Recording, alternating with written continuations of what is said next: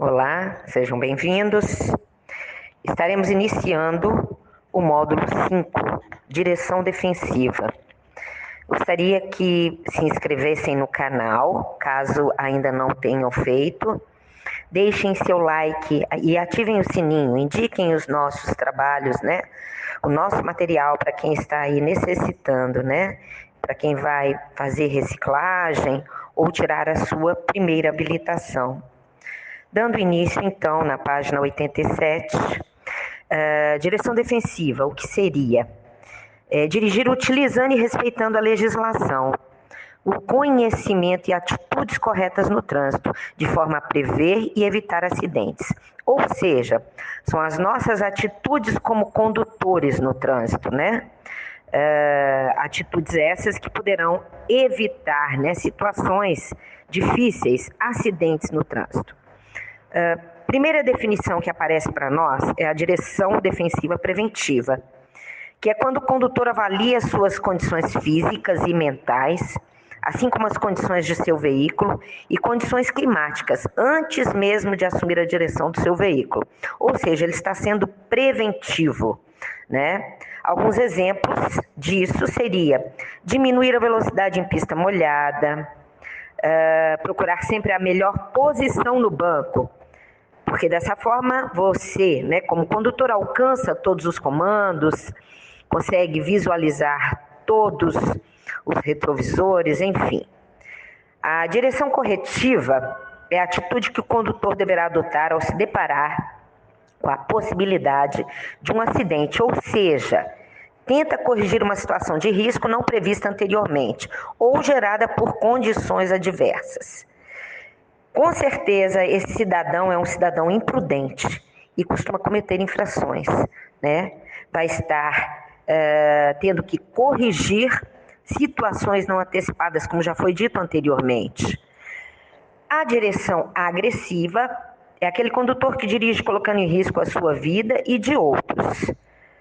Bom, virão agora 3 tipos de atenção. A que mais nos interessa é a atenção difusa, que é quando nós dirigimos, né, com a atenção concentrada e distribuída, ou seja, olhando no retrovisor do meio quando vou pisar no freio, olhando no retrovisor do meio e no da direita, numa conversão à direita, do mesmo modo, numa conversão à esquerda, olhando no retrovisor do meio e da esquerda. Ao passar por um cruzamento, é quando eu paro, né? Principalmente quando existe a parada obrigatória e olho para a esquerda, né? Afinal, nós transitamos, na maioria das vezes, pelo lado direito. Então, é o veículo que irá nos atingir, é o que vem pela esquerda. E é isso. A próxima atenção é a fixa, ou seja, não é correta, pois nós conduzimos dirigindo e olhando um só ponto, esquecendo das laterais e retaguarda. E a outra é a atenção dispersiva. Dirigir distraidamente é incorreto, não é? Na sequência, ainda na página 87, nós teremos fundamentos da direção defensiva. Então, são os elementos e conhecimentos, né? Não só de legislação de trânsito, mas também de comportamentos que devem ser praticados no dia a dia, no uso do veículo. Nós podemos já de início guardar a seguinte palavra aí, né? CHAPD. E na página 88 nós temos esses 5 fundamentos da direção defensiva.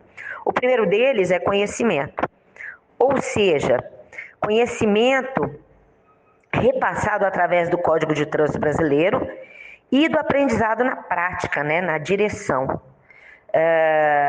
E é através desses conhecimentos que nós vamos tomar atitudes que irão evitar acidentes ou danos aos usuários da via. O próximo fundamento é a atenção. Então, o condutor deve sempre estar atento na condução do seu veículo e consciente das possibilidades de um acidente. Quanto à previsão, o condutor deve ser hábil, estar sempre preparado para eventualidades, né? Sendo assim, ele se previne, né, antecipadamente as situações de risco. Quanto à decisão, que é o próximo fundamento, O condutor precisa ser ágil nas suas ações, ter habilidade para decidir a melhor maneira de agir, evitando acidentes. Trânsito não aceita indecisão, né? A habilidade é quando o condutor é hábil. Significa ser capaz de manusear os controles de um veículo e executar com perícia e sucesso, né, qualquer manobra necessária no trânsito. Então, nós devemos agir sempre de maneira correta, com rapidez e eficiência. Abaixo nós temos o método básico para prevenir acidentes, que é considerar o risco, conhecer e aplicar a defesa e agir no momento certo. Os automatismos, que é o último tema da página 88 do nosso material didático, fala sobre gestos ou ações, né, de nós como condutores, realizados automaticamente de maneira natural. Ou seja, podem ser costumes adquiridos, né, através de treinamento, repetição, podendo ser eles corretos ou incorretos.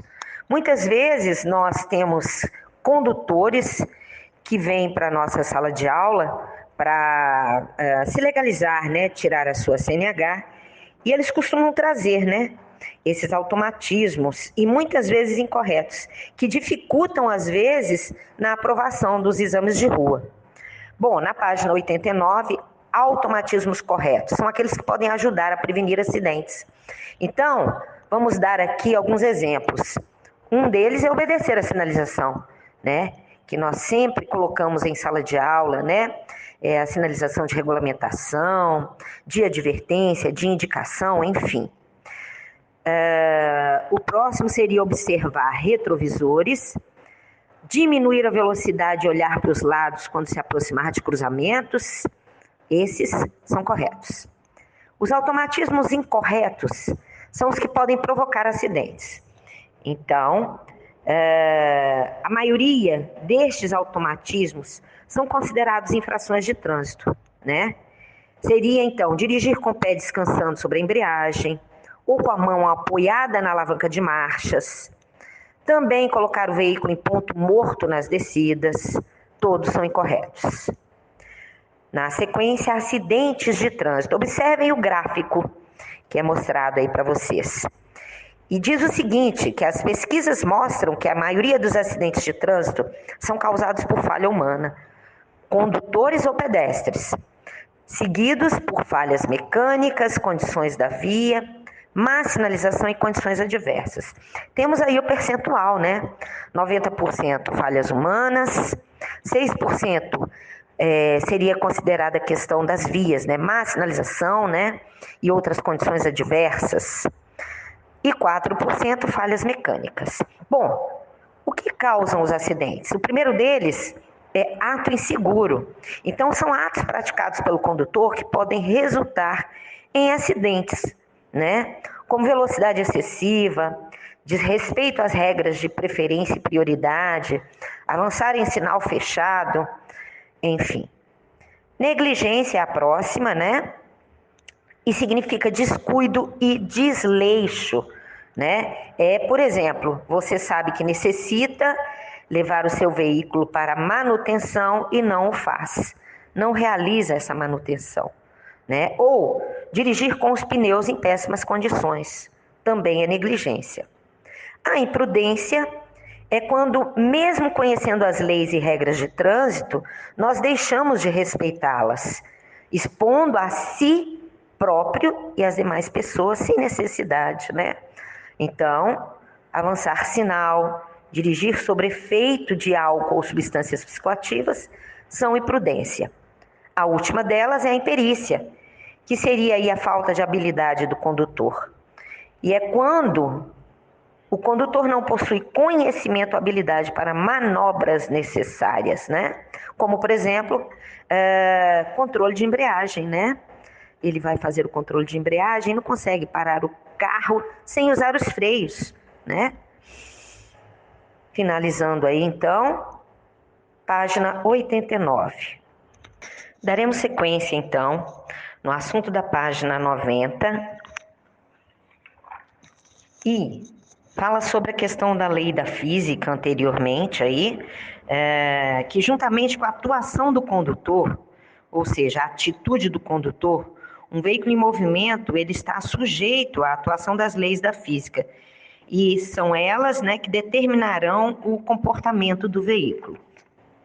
Bom, página 90, aderência. O que vem a ser aderência? É o contato do pneu com o solo. E essa aderência ela vai variar de acordo com a velocidade, né? Ou o tipo do solo da via, sujeiras na pista, condições climáticas, calibragem e estado de conservação dos pneus. Quanto à derrapagem, nós temos também uma outra definição, é o deslocamento do veículo de sua trajetória devido à perda ou redução de aderência dos pneus com o solo. Essa situação é mais frequente em curvas. Bom, teremos aí a questão das leis da física, né? Nós temos a força centrípeta, que é a força que puxa o veículo para dentro da curva. E se ela não existisse, o veículo sairia pela tangente em sentido reto nas curvas. E a outra é a força centrífuga, né? Que é a força que puxa o veículo para fora da curva. Com relação à transferência de massas, se refere às nossas atitudes como condutor, né? Onde irá acontecer a troca de peso entre os eixos dianteiros e o traseiro do veículo. Vai ocorrer de acordo com a intensidade de aceleração ou desaceleração do veículo, provocando comportamento sub- ou sobreestersante. Então, nós vamos imaginar aí duas curvas, tá? Uma, nós estaremos falando sobre o comportamento subestersante e o outro, comportamento sobreestersante. No subestersante, é quando o condutor entra em aceleração numa curva, desenvolvendo uma velocidade superior à velocidade compatível a essa curva, né? Consequentemente, ocorrerá uma transferência de massa para a parte traseira.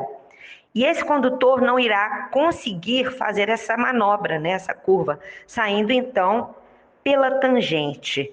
A lei que está atuando aí é a centrífuga. Vocês vão guardar a palavra fuga, tá? Ou seja, o veículo vai sair da pista em linha reta, né? Já com relação ao comportamento sobreestersante, imaginem esse mesmo condutor, quando ele percebeu que não iria fazer a manobra, conseguir fazer a curva devido a esse excesso de velocidade, ele pisa no freio de forma brusca, né? Então, ele está aí em desaceleração brusca. Consequentemente, o peso do veículo será transferido para a parte dianteira, desgarrando a traseira. Então, o veículo pode vir a derrapar, podendo rodar na pista e até capotar. A lei da física que está atuando aí é a centrípeta, que é a mesma que nós falamos anteriormente, né? Que caso ela não existisse, justamente o veículo sairia em sentido reto na curva. Daremos continuidade a seguir, na página ainda 90, condições inseguras.